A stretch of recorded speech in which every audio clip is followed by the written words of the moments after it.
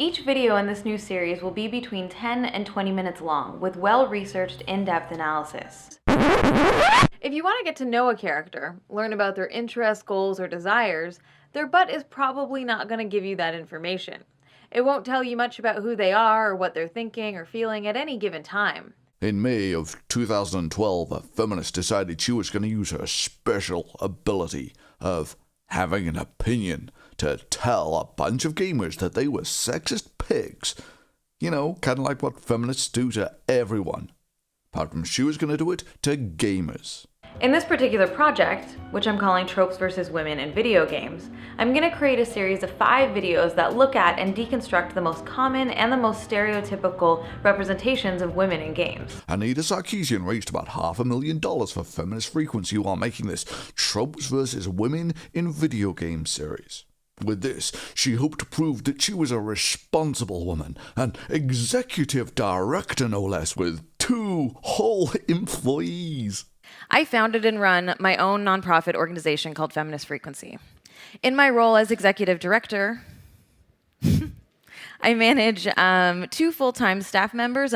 Sure, Anita, let me just let you in a little secret here. Calling yourself an executive director when a typical McDonald's has many more employees than you makes you seem, well, kind of like a delusional self-aggrandizing bitch. Especially as only Macintosh was ever listed as an employee. And now, curiously, this is all we see. So what are you now, Anita? A executive director of a company which I swear to God has employees? Sure it does. It's just I'm such a great executive director that they've not written their bios yet. But she wanted to make feminism accessible.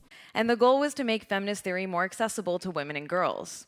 For the purposes of this video, I tried to get a glimpse of Batman's rear end, but it's as if his cape is a high-tech piece of Wayne Industries equipment designed to cover up his butt at all costs. Yeah, also known as a cape, Anita. But thanks for making your ideas accessible to women and girls in your feminist theory video entitled Strategic Butt Coverings. Truly a masterpiece of feminist theory. It's gotta be accessible because Anita thinks that feminism was trapped in universities. I started Feminist Frequency because I felt like feminism was sort of trapped in academic spaces. We could maybe talk more about these, but here are some solutions, or possible solutions. On media, 1. On media, television interviews, on platforms and political meetings, at any presentations, if there's no woman speaker, then the event does not take place. The interview is foregone, the political meeting is cancelled. One cannot get around the rule by using a woman as an MC. That's merely window dressing. Also, women get to speak first. In classroom discussions, in question periods, at public events. Men should not be allowed to monopolize these forums. There's so many things, right? We could brainstorm a million ways that we could create these structural changes. And creating structural change means people have to follow those structures. I think that I'm doing this right now in my classrooms, in the management department. Women get to speak first. I think that that is a primary issue that we actually have to look at, how we do question and answers, and we can start today. Thank you. And it's got to be accessible because feminists use too many pretentious words to make it sound like they're not just pulling it out of their asses. I started Feminist Frequency because I felt like feminism was sort of trapped in academic spaces and politically radical spaces.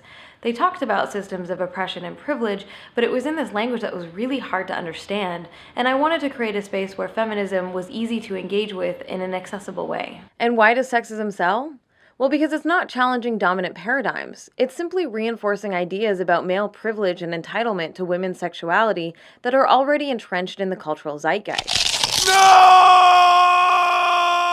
So with her $500,000 and 3 years past the due date, and with her recent blog post saying how terribly brave she was, and how she didn't know how she found the strength to get out of bed every morning, because people who couldn't disagree with her on a video comment section or on her blog disagreed with her elsewhere. Yes, the stress and trauma were almost too much for Anita. That now, with a project over 3 years late, she's redefining it and promising to have it finished within a year. So let's see how many of the original 5 videos that she said she was gonna make that she made. I'm going to look at the damsel in distress, the fighting toy, the sexy sidekick, the sexy villainess, and the most common trope in video games, women as background decoration. But that's okay, because she researched things so very thoroughly. This is an incredibly ambitious project because of the scope and scale of the research and production involved. Whether or not that sequel ever gets made, we definitely need more games with warm, compassionate, multi-talented characters who have realistic and relatable concerns. Recruited by a resistance organization called the Iris Network, Jade uncovers a vast conspiracy between the invading aliens and the government. As you might imagine, this project requires an enormous amount of research. As you can see here, the box now features a picture of a saluting soldier on it. From a distance, you can use this to trick enemies into thinking you're an ally, and they'll pass you by. We must remember that games don't just entertain. Intentional or not, they always express a set of values, and present us with concepts of normalcy. From a distance, you can use this to trick enemies into thinking you're an ally, and they'll pass you by.